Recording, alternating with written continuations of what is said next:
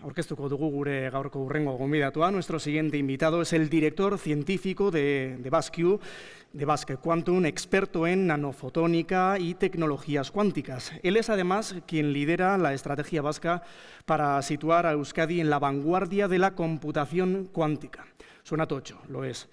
Hoy nos ofrecerá una ponencia titulada Tecnologías cuánticas de la ciencia a la industria. Ikusiko dugu ea zientziatik industriarako zubilan horiek nola egiten ditugun. Txalo bero batekin, jaso dezagun, hemen dugu gure artean, recibamos con un fuerte aplauso a Javier Aizpurua, director científico de Basque Quantum. Eskerrik asko. Eskerrik asko, eguerdion danoi. Esan dan bezala, hitzaldia euskeraz izango da, gehiena, igual tarteka gazteaz elabiko dut, baina irudi guztiak gazteaz izango dira. Orduan ikustet, inork ez duela izango inolako problemikan jarraitzeko azalpenak, ez? Nire hitzaldia, gaurko hitzaldia, luzia da, badakit goiz luzia izan dela, eta bazkaltzekoak ditugula danok, baina nire hitzaldia ezin nien nire printzipio hiukoin eta zientzia parte potolo bat egongo da, lehenbiziko partea zientziai buruz izango da, gero gure euskal ekosistema eta lurraldetako ekosistema kuantikoa balioan jartzeko erabiliko dut, bigarren parte hori motzago, eta gero azkenian nolabait lotura hori, ez? Zuen negoziotarako teknologia kuantikoak zer eragin izan dezaketen, ez? Orduan, azgaitezen, zientziarekin. Egoera kuantikoak, eta beti nire kuadrilan gauza beti izateute bitxia dela, esoterikoa dela, magikoa dela, ez da bata ez da bestiare. Teknologia kuantikoa eta egoera kuantikoak ez dira bitxiak bai dira, baina ez dira magikoak, esoterikoak, zientziatan oinarrituak dira, baieztatu dira esperimentalki, eta egunero disfrutatzen dugu teknologia kuantikoek ekarritako iraulpen eta iraultza teknologikoa. Egoera kuantikoak bai ez diala ematen edozein tokitan, edozein kasutan. Mundu makroskopikoan guk ez daukagu eta ezin dugu aurkitu egoera kuantikoik, hori hala da. Egoera kuantikoak lortzeko eta manipulatzeko eta teknologia egiteko nanomundura joan behar dugu. Zer da nanomundua? Oso mundu txiki-txikia. Zuetako askok, ohituta egongo zeate, nanoteknologian ibiltzeko, beste batzuk ez. Nanoteknologia da txanpon baten, baino milioi aldiz txikiago den dimensioak. Nanomunduan, molekulen tamainozkoa, esan dudan bezala, milioi aldiz txikiagoa txanpon baten baino. Hor, kuantikaren mundua kokatzen da. Ezin dugu aurkitu egoera kuantikoa edo sistema kuantiko baten txanpon baten tamainokoa. Hori azteko. Eta gero, esan dizuet, nik zuekin gaur partekatuko ditun kontzeptu askok nire kuadriako afarietan lehundu ditu dela, ez?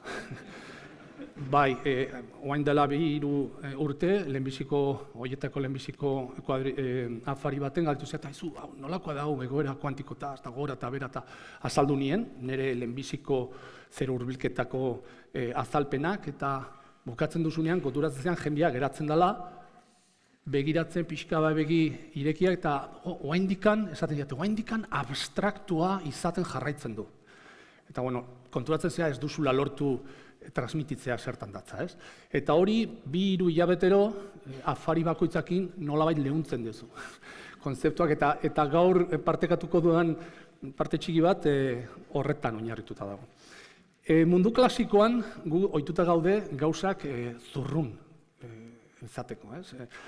Oso irmoak dira. Guk baldin badaukagu objektu zurrun bat, pelota bat edo, bultzada bat ematen diogu eta mugitzen da. Oso intuitiboa da. Mundu kuantikoan, egoera kuantiko baten irudia niretzako gertuena da hodei batena. Objektuak ja ez dira objektu irmoak, zurrunak, bultzatzen ditugunak, ez. Objektuak pasatzen dira uhin edo hodeiak izatea. Uhin balira bezala portatzen dira. Ni esain izaten egoera kuantikoak hodeiak diela, ez? Hodeiak balira bezala portatzen diela. Eta karo, batek posible du pentsatu, hodeia daukasunean zure aurrean eta bultzatu nahi duzunean, nola bultzatzen duzu hodei bat? Ez ditula jarraitzen mekanika klasikoaren arau normalak. Mekanika klasiko arau normalak danok eskolan ikasi dugu aspaldiko partez Newtonen legea. Baukazu pelota bat, indarra ematen baldin badiozu masa horri, azelerazio bat eragingo diozula. Eta hori, nolabait ulertzen dugu intuitibo da. Mekanika kuantikaren dinamika eta indarrak eta energia beste modun baten adierazi behar dugu. Zergatik, materia eta objektuak irmoa zurrun ez dielako, baizik eta hodei izango balira bezala portatzen dielako. Orduan horretarako orain dela 100 urte, Schrödingerrek eta Heisenbergek batera proposatu zituzten egoera kuantikoen dinamika horren ekuazioa. Eta hori da, mundu klasikoan Newtonen legeak adierazten duen bezala, mundu kuantikoan abiadura, elkarrekitza eta hodei baten energia lotzen dula eta beraien evoluzio temporala. Schrödingerren ekuazioa. Hauek dira nire azalpen guztian egongo dien bi ekuazio bakarrak. Eta hau ekuazio matematikoa da, eta nik hodeia dela esan dut, baina matematikoki hori objektu zehatza da. Eta horri matematikariok eta fisikoak esaten diago uhin funtzioa, hodei horri. Eta hori objektu matematikoa da, eta objektu matematiko horrekin lan egin daiteke, aurre ikus daiteke beraien portaerak eta evoluzioak. Eta horretan datza egoera kuantikoa, zuk ikusten badezu egoera kuantikoa hodei bat bezala, gero esplikatuko dizuedan ezaugarri bitxiak ulertuko dira askoz hobe, espero dut. Ikus dezagun horrelako hodeiak. Hau dira atomo baten elektroiak, elektroi desberdinak. Elektroi bakoitza bere hodei propio da, bere egoera kuantikoa. Hemen ikusten dezute pi orbitalak, esaten diego, baita, orduan. Ikustezu pi, d, eite desberdinetakoak, hori dira egoera kuantikoak. Elektroiak mundu atomiko horretan ez dira portatzen partikula zurrun bat bezala, baizik eta hodei izango badia bezala. Hori oso importantea da. Eta gu konturatu gabe, mekanika kuantika, ideia hau, iraultza teknologiko azken mendeko iraultza teknologikoaren atzean egon da. Gaur egun disfrutatzen ditugun ia teknologi guztiak horren ondorio bat da. Mekanika kuantikoaren ondorio bat. Elektronika, erresonantzia magnetiko nuklearra, nukleoen espina, egoera kuantikoak, lotura kimikoa, botikak diseinatzeko, lotura kimikoa mekanika kuantikoa gabe ezin da ulertu, ezin da aurreikusi. Laserra da fotoiz osaturiko argi berezia, sinkronizatua.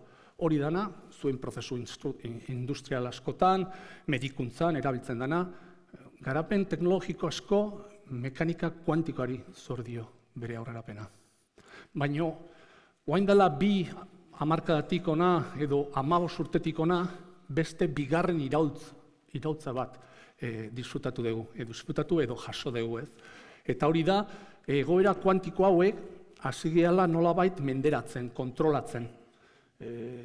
Jartzen, posizio kokapen honetan, mugitzen hemendik hona, gainazarriz, gauza bitxiak egiten estatu kuantiko hauei, eta horri esker beste aukera teknologi berriak sortu zaizkigu.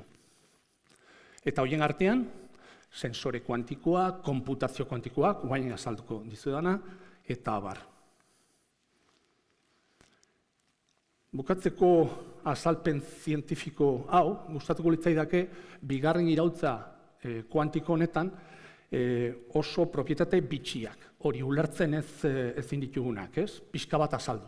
Oaina, kontutan eukita, egoera kuantiko bat, hodei bezalako bat dela, igual 3 ezaugarri kuantiko hauek hobeto ulertuko ditugu. Eta 3 ezaugarri horiek hemen agertzen dienak dira. Dira gainezarmena, superpozizio, egoera kuantikoen superpozioa, guaina salduko dizuen zertan datza hori, korapilatzea, 2 estatu kuantikoen arteko korapilatzea, eta gero koherentzia. Hasiko naiz koherentziarekin. Koherentzia esan nahi du, zenbat denbora irauten du egoera kuantikoa beraien propietateak mantenduz. Egoera kuantiko bat oso ahula da, oso auskorra. Edozein elkarrekintza ingurumeneko temperaturakin, vibrazioekin, desegiten du egoera kuantikoak. Horregatik, txipetan edo laserrean edo egoera kuantikoak oso iraunkorrak dira.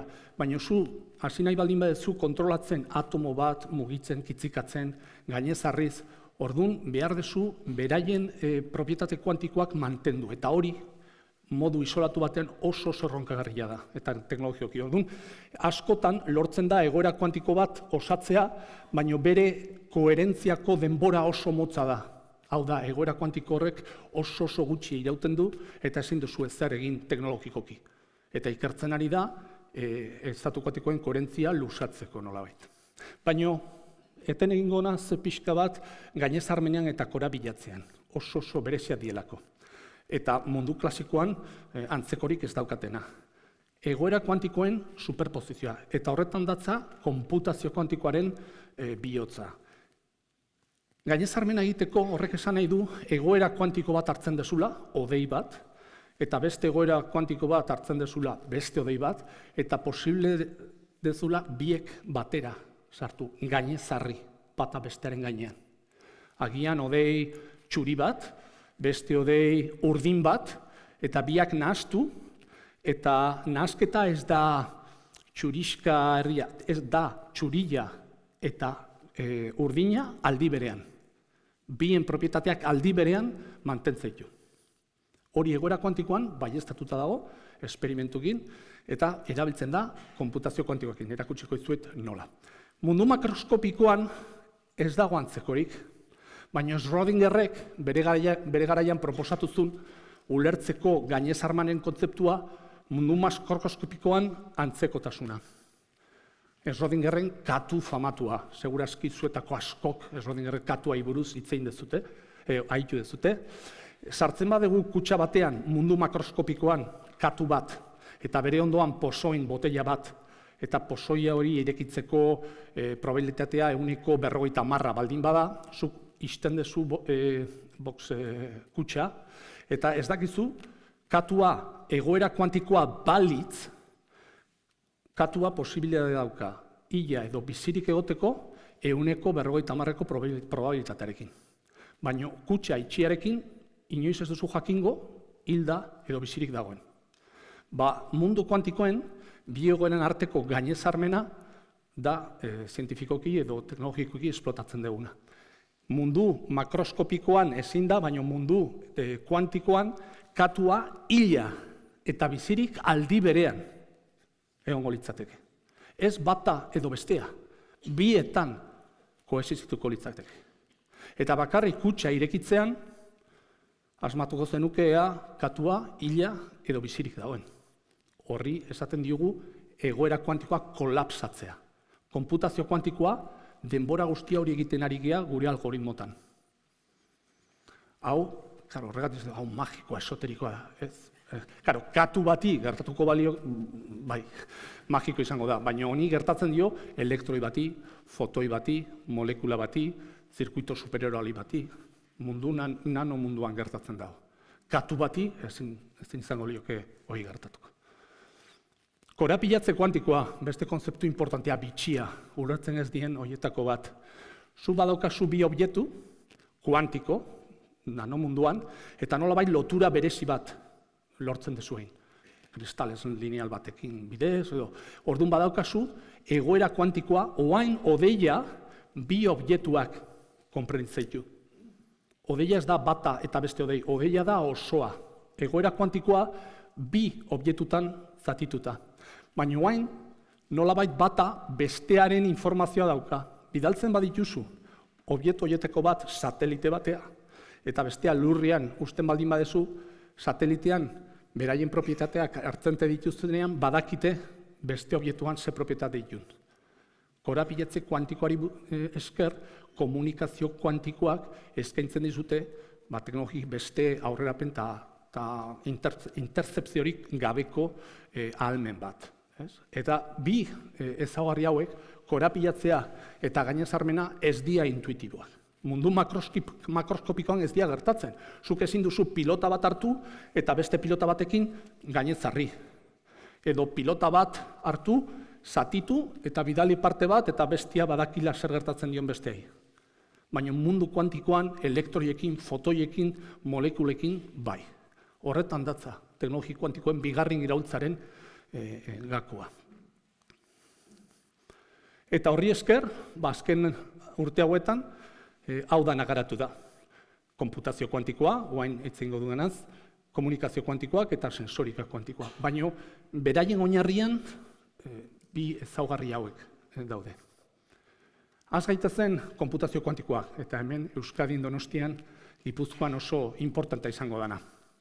Konputazio kuantikoak esplotatzen du gainezarmanen ezaugarri, oain aipatu dizuedana. Konpara dezagun konputazio kuantikoa ezagutzen dugun konputazio klasikoarekin. Danok gaude gutxi gora bera ohituta konputazio klasikoarekin. Konputazio klasikoaren informazioko unitatea bita da. Zu baukazu bit bat, 0an edo 2an, eta horrek osatzen du informazioaren unitatea, klasikoki. Baina horrek sustengo fisiko bat behar du.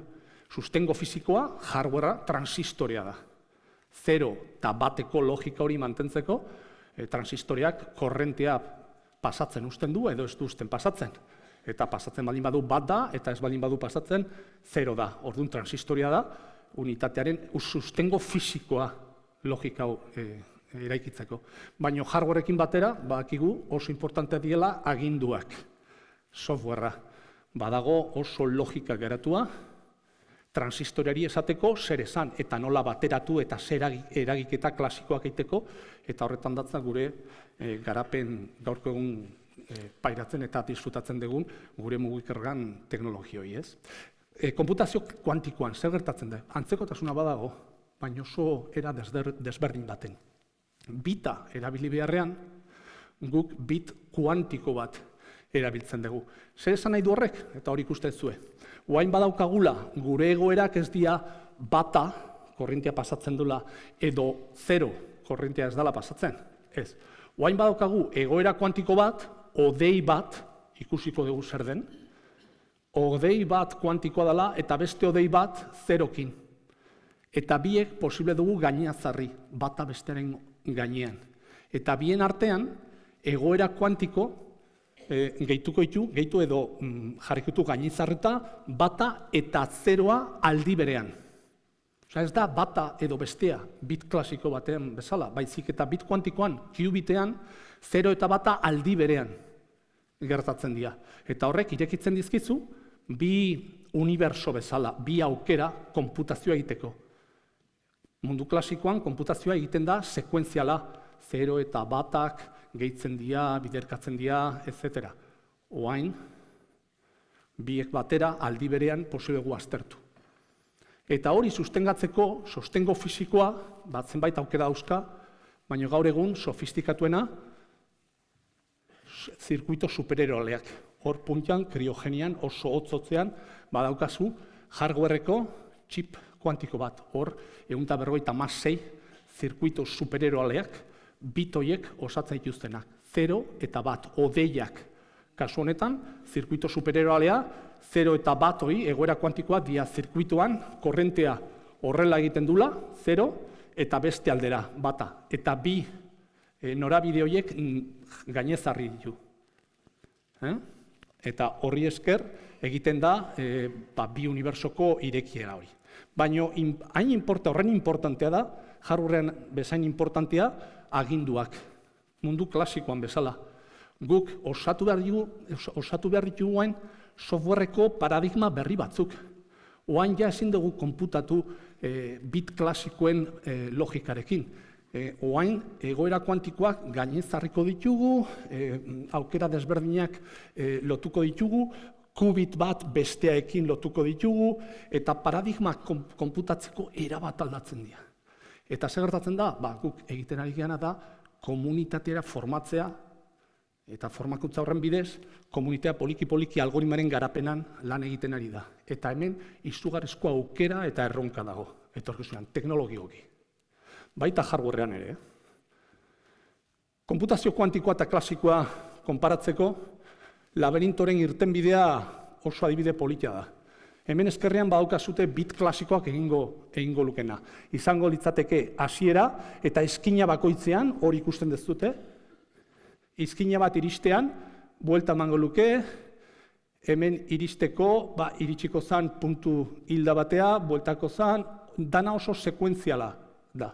Bit kuantikoak berriz, izkina bat iristean, qubiten gainezarmenak aztertuko luke, bi aukerak aztertuko lituzke, eta aldi berean. Eta izkina bakoitzan gauza bera egingo luke orduan. Qubit kuantikoak irtenbide bakarra hau ebatziko luke momentu batean aldi berean. Hori da konputazio kuantikoaren abantaila. Zenbait variable, zenbait elkarrekintza daudenean, egoera guztiek aldi berean ikustatzeko eta miatzeko kapaza izango dela. Horretan datza gakoa. Hor ikusten da oso garbi abantaila, ez? Konputazio klasikoan bai. Hardwareen izugarrizko garapenari da, teknologikoki, enpresetan, IBM-ek supereroalean txipak garatzen nahi dira, indartsuenetariko batzuk, indartsuenak guain momentu honetan, munduan, baino badaude beste aukerak eta enpresek eta teknologoek aztertzen nahi dira aukera horiek. Hemen ere nanogunen quantum motion puntu kuantikoen oinarritutako hardwarea eta chip kuantikoa garatzen nahi da, badaude IOI trampak, DIPC, Donosti International Physics Center, atomo hotzen txipak garatzen ari gea Francesca Ferneroekin, Bienatik etorritako ikerlari batekin, chips fotonikoak, badaude zenbait aukera, baina gaur egun irabazten ari dana da chip supereroaleak. Eta softwareai dagokionez, gauza bera, dana egitear dago, benetan. Guk konturatzen ari gea, gure ikerketa taldeek, algoritmoak garatzen ari dira, eta dana egitear dago benetan. Hasi gea Hamilton diarren simulazioa, Hamiltonaren esan nahi du materialen energetika eta energia atera nahi dezula. Eta hori aztertzeko, zirkuito mota bat gara dezakezu. Baina oso importantzia da optimizazioko arazoei erantzun bat emateko. Eta edozein enpresa badauka bere optimizazioko erronka, seguro. Edozein persona bezala, variable asko eta oso lotuta daudenean eta oso menpekotasun handiaekin erakusten dituenean konputazio kuantikoa zer esana handia dauka. Machine learning kuantiko, kuantika azeleratzeko adimen artifiziala. Adimen artifiziala, bere ibilbidea badauka, harrapatu gaitu pixka bat atzea, baina poiki eguneratzen ari gira. Teknologi kuantikokin garaian gaude. Oaindikan badaukagu aukerak gauzak garatzeko eta puntan eoteko. Eta epe luzerako ekuazio diferentzial partzialak. Gero begiratuko dut hau pixka gehiago. Badago baita ez bakarrik konputazio kuantikoak, badaukagu baita komunikazio kuantikoak eta gero sensorika. Oso nota txiki bat emango dizuet honi buruz, aipatu dut korapilatzearen ezaugarri hori, ez? Gertatzen ari dana da, konputagailu kuantikoekin edozein edo erronka matematiko askoi oso modu erraz baten dezakela, ez? Orduan, horien artean, enkriptazioko protokoloak. Gaur egun daukagun enkriptazioko protokoloak. Gure mugikorrean WhatsApp bat bidaltzen dugun bakoitzean RSA protokoloa erabiltzen ari da. Gure datuak enkriptatuta daude. Enkriptazio hori matematikoa da. Eta matematikaren oinarria da oso zenbaki handia N, oso zaila da, prozesatzaile klasiko batentzako, banatzea bere zenbaki lehenetan. Eta kontrako biderketa oso erraza da. P biderku oso erraz egiten du ordenagailu klasiko batek, baina N banatzea P eta Q zenbaki lehenetan oso zaila da. Eta horretan oinarritzen da, enkriptazioko protokolo guztiek. Zuetako asko, jakin duzute hori. Ordenagailu kuantikoak qubit nahikoa izango ditunean, enkriptazioko protokolo hori guztiak hautsiko ditu. Orduan gaur egun konpartitzen ditugun mezu guztiek, baina gureak eta WhatsAppetan, baina inteligentziako agentzietan, banku etxetan, ospitaletan, protokolo guzti horiek puskatuko ditu. Orduan, oain egiten ari dana da, kuantika ondorego enkriptazio bat garatu. Hau da, funtzio matematikak konplexuago Amerikako NIST, National Institute of Standardsek, protokolo berriak ezartzen ari da, nolabait erresidente izateko konputagailu kuantikoen arazo baten aurrean. Baina badago beste aukera bat. Hau, honen oinarria da matematika sofistikatzea, baina beste aukera da teknologia kuantikoa bera erabiltzea. Korapilatzearen ezaugarri hori esplotatuz, posible dezu, bi fotoien arteko korapilatze hori sortu eta bidali bikote horien fotoi bat satelitera edo beste puntu batera, informazioa nahi dezun toki batera bidali, eta zuk beste fotoiakin geratzen zea. Eta hori, zenbait aldiz egiten, protokolo kuantiko, benetako kuantiko osa dezakezu. Eta hori beste alternatiba kuantikoa da, komunikazioa egiteko oso modu seguruan. Norbaitek interceptatzen baldin badu fotoia, fotoi bat bakarra da, orduan baldin badakizu, norbaitek interrompitu dula komunikazioa. Hau egiten ari da zenbait tokitan, aipatu nahi ditun, Materialen Physics Centerren, Euskal Herriko Unibertsitatean, Bekamen, Postkuantika, hau hemen egiten ari da. Eta enpresentzako oso aukera ona da baita. Hemen hau ezekin hori satelite baten jarri nahi dugu eta fotoien arteko korapilatze hori aztertu nahi dugu. Hori egiten ari da guaintxo bertan. Sensorikan, eta bukatzeko pixka bat lehenbiziko txanda hau, gauza bera. Sensorikak zer ikusi gehiago dauka, aipatu dudan hirugarren ezaugarri hori kuantikoa. Koherentzia, hauskortasuna, oso ahula dela. Baina hauskortasun horrek batzutan sensorika egiteko paradogikoki hobia da. Hor osatu behar dugu beste qubit mota bat. Normalian diamantean egiten da, sensorika kuantika, diamantean karbono bat ordezkatzen baldin badugu nitrogeno atomo batengatik, hor generatzen da nitrogeno hutsune bat bikotea, eta bikote horrek qubit bat osatzen dute. Qubit hori oso sentikorra da, eremu magnetarikiko temperatura, orduan qubit hori, diamante hori eskaneatzen baldin badezu, zerbait miatu nahi dezun objektu aurrean, posible dezu eremu magnetikoak, temperatura askoz modu zehatzago baten neurtu. Orduan, sensorika kuantikak espero da oso neurtzeko tresna baliagarria izango dela. Hor, adibidez, Teknalian garatzen ari dira, sensorikaren laborategi oso bat, diamantetan eta nitrogenozko hutsune baliatuz, eta Materialen Fisika Zentroan ere bai, fotoiekin gauza bera egiten ari dira, eta levitazioa eta eremu gravitatorioak ere neurtzen ari dira modu honetan. Eta horretan, berriz, egoera kuantikoren ahultasuna da horren gakoa eta teknologia honen bihotza. Orduan, puntu honetan ja ikusten zute, teknologia kuantikoa zientifikoki oso aukera onak eta indartsuak irekitzen dizkigula, eta noski erronka globalei erantzun bat emateko baita. Baina, karo, nolabait lur hartu behar dugu. Erronka globaletatik nolabait gure egunerokotasunera lur hartu behar dugu, ez? Gure enpresetako arazoei erantzun bat emateko, eta nik esango nuke hor agenda administrazio edo mundu osoko administrazio guztiek konturatu dira hau oso ahalmen disruptiboa daukala eta nolabait lur hartu nahi dutela baita. Ikusten badegu munduan egiten ari den teknologia kuantikotan egiten ari den inbertsioa izugarria da. Erakundeek eta administrazioek bultzatua. Ikusten ez dute, ia 35 mila milioi eurokoa izan da 2023an. Eta ikusten zute, Txina lidergoa eramaten dula, erlatiboki Erresuma Batuak ebai, Estatu Batuak, noski, Alemania, junden hastean Finlandian egon naiz, Helsinkin, horko hub kuantikoa ezagutuz, eta benetan esaten zuet harrigarria dela. Zenbat alegina, zenbat errekurso sartzen nahi dian, gobernutik, erakundetik, eta zientzialariok, teknologoak, enpresak, eta erakundeak batera dijoaztela. Hori adibide bat da, baina benetan guk nik uste hemen gauzak ondo egiten ari gala, baina kanpoan ere jendia martxa honean dabil. Horretaz kontziente izan behar gea baita. Egoin Unairi begiratuko diot, hau esatean.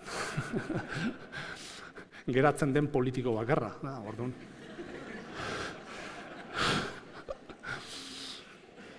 Baina baude beste politikok oso ondo egiten dutena lana baita. Basque Quantumen adibidez. Testu inguru honetan, noski Euskadin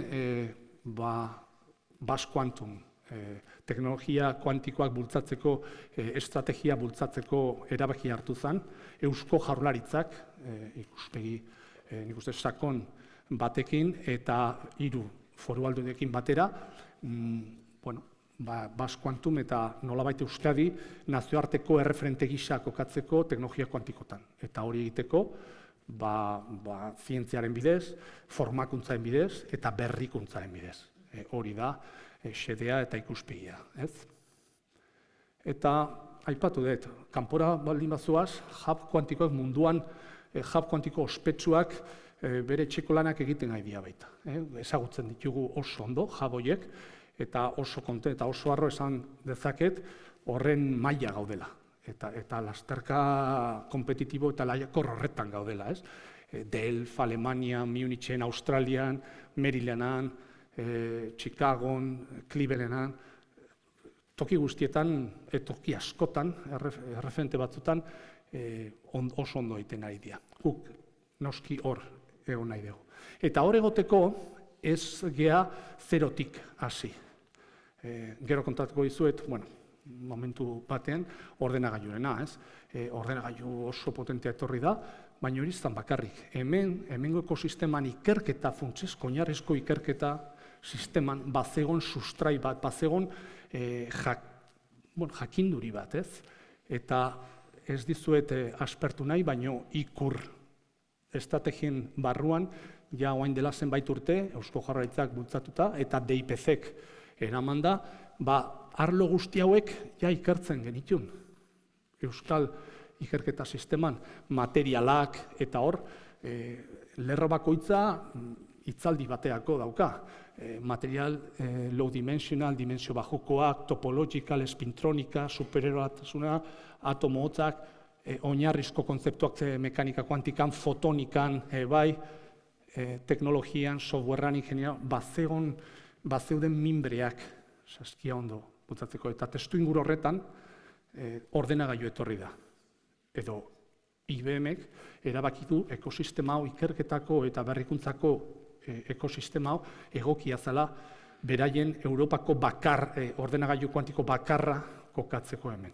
Bestia Koben dago, Japonian, baina gurea da Europako bakarra eta gero badago beste bat estatu batetan, IBM-ko egoitzan bertan. Eta honekin, hau erraldoi bat da, erraldoi teknologiko. Hau da, San Juan Naok, 15. mendeko gure naoa, da gigante teknologiko erraldoi teknologiko batek, 156 txip qubit kuantikoz osatua, eta honek ahalbidetzen zaitu, puntasko algoritmoak eta kalkulaketak egiteko. Baina nik beti gauza bera esaten dut, eta benetan bihotz esaten zuet, ordenagailu kuantikoak ekartzea ez da helburua. Ordenagailu kuantikoa baliabide bat da. Ordenagailu kuantikoekin gauza interesgarriak, erronka teknologikoi erantzun bat eman nahi diogu. Baliabide bat da, hori kontutan izan. Eta hitzaldi honetatik mezu bat bakar ateatzen baldin badizute, mezu hori izan daia.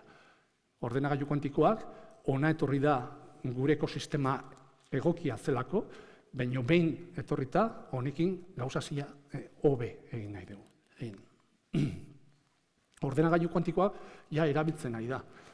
Enpresek ja atea jokatzen nahi dira, zuetako askok, zuetako batzuk, baina, karo, behar duzu ezagutza bat, algoritmia kuantikoa formatzeko, osatzeko, baina 23 erakunde hauek, unibertsitateak, bikaintasunezko zentroak, ikerketa kooperatiboko zentroak, guneak, zentro teknologikoek, ja beraien proiektu propioak garatzen nahi dira, optimizaziokoak, machine learning atzeratzeko, eta bar.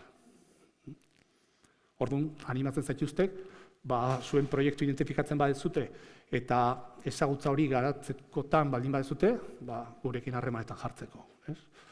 Beste gauza bat, eta ja denborarekin geratuko naiz, denbora gabe geratuko naiz, baina konputazio kuantikoak ez dala panazea, ez du arazo guztiek konponduko, ez du baztertuko superkonputazio klasikoa.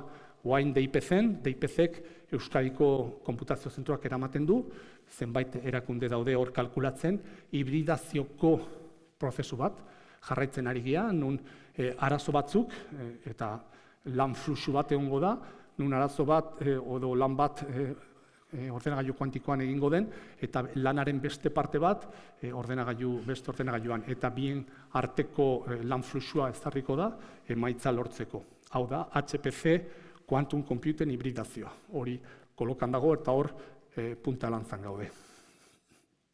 Horregatik, gustatzen zait aipatzea, eta hub kuantikoak aipatu ditu leno, munduan maila hor gaudela. Hemen lurraldean, Gipuzkoan, Donostian, Ibaetan, 7 zentro daude, eta justu hain dela 2 aste 1000 kuantikoa aurkeztu genuen. Hor, posiblein badegu eman 1000 kuantikoari ikusiko ez dute 7 zentruak Ibaetako kampusean, eta hor sartzen baldin bada, bai.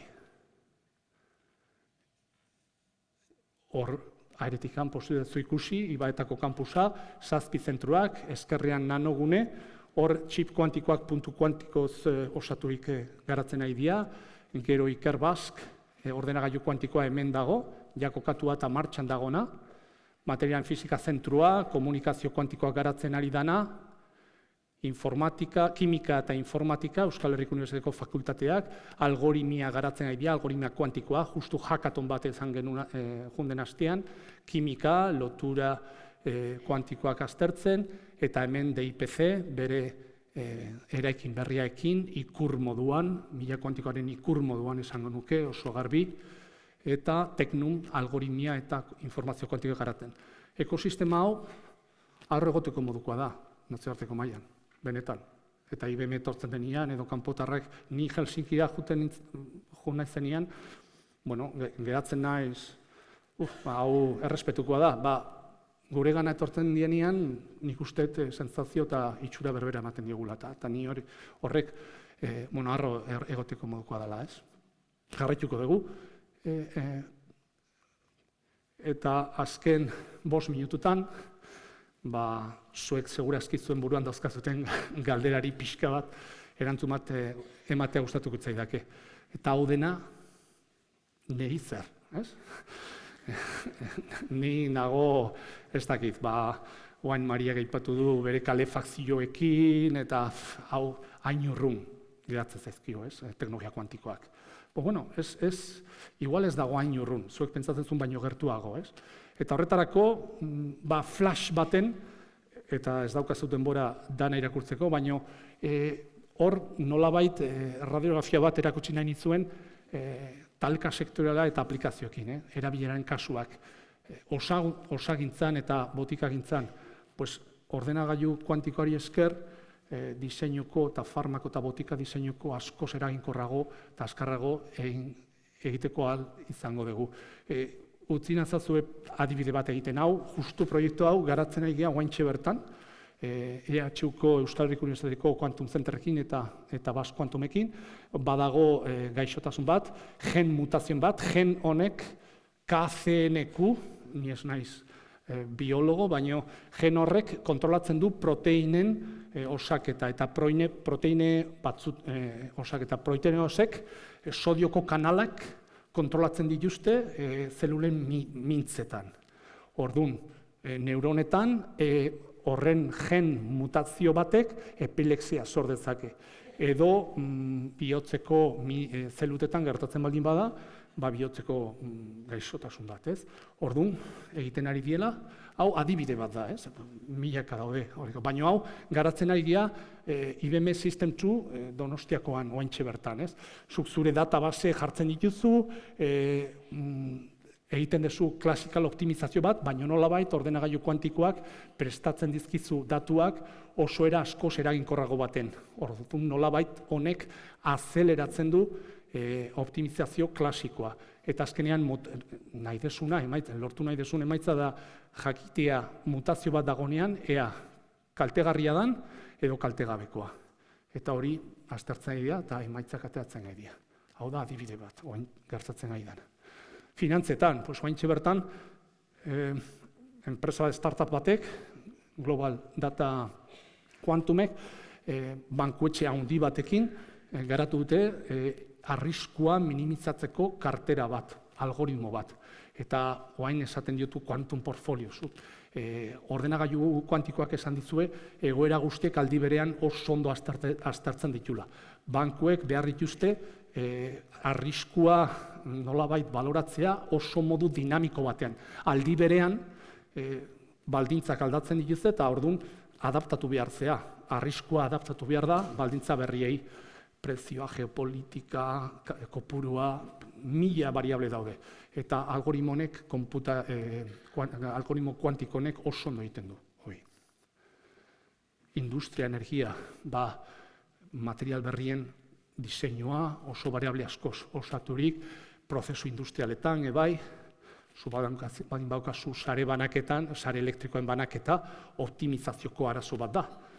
Prezioa, banaketa, sare puntuak, maltsurreak, kalkulo de propiedades de materiales, materialen ezaugarriak optiko, magnetiko, asko sobe diseinatuko ditugu biten gainezarmenaekin. Garraioak, logistika, zeinek ez dauka logistikaren erronka bat. Bazuk horrelako konputazio kuantikoari esker, zure almazenajen banaketa edo zure prozeso produktiboaren optimizazioa bera. Hemen proiektu piloto bat izan genuen, enpresa bat, algoritmian enpresa bat, eta automozioko enpresa erraldoi batek, eta horregatik esate ez dala panazea, baina beraien prozesu produktibo 3 aldiz eraginkorrago izatea lortu zuten. 3 aldiz ez da disruptibo, baina diru pilo bada. Zure langileak banatzeko, zure prozesuak berpentsatzeko.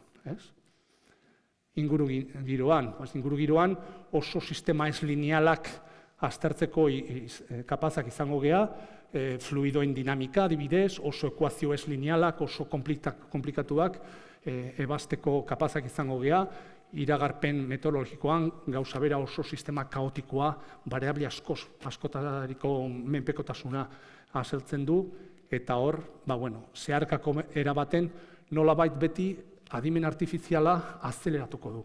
Base datuk inkompleta daudenean, beteko ditu asko sobe, bere natura probabilistengatik. Eta zibersegurtasunean jaipatu ditut erronkak. Kuantika ondorengo enkriptazioa, matematikoki, edo korapilatze fotoiei esker bagaratzea beste aukera. Bukatzen ainaz, orduan, konexioa, industria, ja identifikatu ditugu, hornitzaileak, interesatuta egon daitezkenak teknologia kuantikoak garatzeko algoritmiak, baina baita aplikatzeko, erabiltzaile potentzialak hor dauzkazute, eta hau egiteko oso funtsezkoa izango da erakundeen eta pribatu publikoen arteko parteidatza hori. Aipatu da, Gipuzkoa kasu honetan, funtsezko izan da, startup askoentzako, enpresa sorkuntzan, teknologia kuantikotan, eta lurralde hau da adibide bat munduan horrelako ekintzetan. Hau dana, egiteko horrelako gailu izugarria eukitzeko, bolido teknologiko bat eukitzeko, zenbait gauza behar dira. Formula bateko bolido baten kasuan bezala, bolido erraldoi teknologiko bat da, eta bere bihotza motorra da. Formula bateko motorra izugarria da, lorpen teknologiko bat. Baina motorroi volante hon bat aginduak eman gabe, ez luke zertako balioko. Norbaitek ikusi du formula bateko volantia, ez dizu erikusirik volante batekin. Volante batean guk hola egitegu, bolido volante baten hola egiten da. Dana dia botoiez osaturiko hori da, bolidoko volante bat. Guk ez genuke inoiz jakingo nola gidatu horrelako bolido bat, oso konplexua da. Eta Game Boy bat bezala gidatzen da. Baina honetaz aparte, importantena, bolido bat ondo korrika egiteko, zer dan? Boxetan gertatzen dena. Taldea hori oso importantea da. Hemen, iaia 20 lagun dauzkazu. Bolidoa eten egiten du bakoitzean, apoiatzen eta. Guk Basque Quantumen, gauza bira egiten dugu. Bolido teknologiko bat daukagu. Izugarrizkoa, onena munduan. Eta beraren motorra, txipa, azken puntako, azken oilua, teknologi kuantikoan, eron prozesatzaile. Baina hori ondo ibiltzeko volantea behar dugu, eta hori da garatzen ari geana. Algoritmia kuantikoak, esan dizuetan guztia, optimizazioko algoritmoak, logistikako algoritmoak, ekuazio diferentziala partzialak lotzeko. Eta honekin batera, dana lotzen duna eta ondo funtzionatzen usten duna, taldea. Eta ni oso konten nago, ni bakarrik ikur bat naiz, baina taldea benetako izugarria da. DIPC-en, Euskampus, Ikerbasken, egindako lana, teknologia kuantikoen ekosistema bultzada emateko harrigarria da. Eta hori da, ikurra, Euskal ekosistema kuantikoa danokea. Eta hau ez da eslogan bat, hau benetazkoa da. Badaukagu zientzia garatzen duten agentiak, badaukagu hezkuntza, unibertsitateak, formakuntza arduratzen diena, baino hornitzaileak, zuek erabiltzaile potentzialak, kluster industrialak oso importantziak eta noski partardetza publiko-pribatu horretan erakundeen laguntza.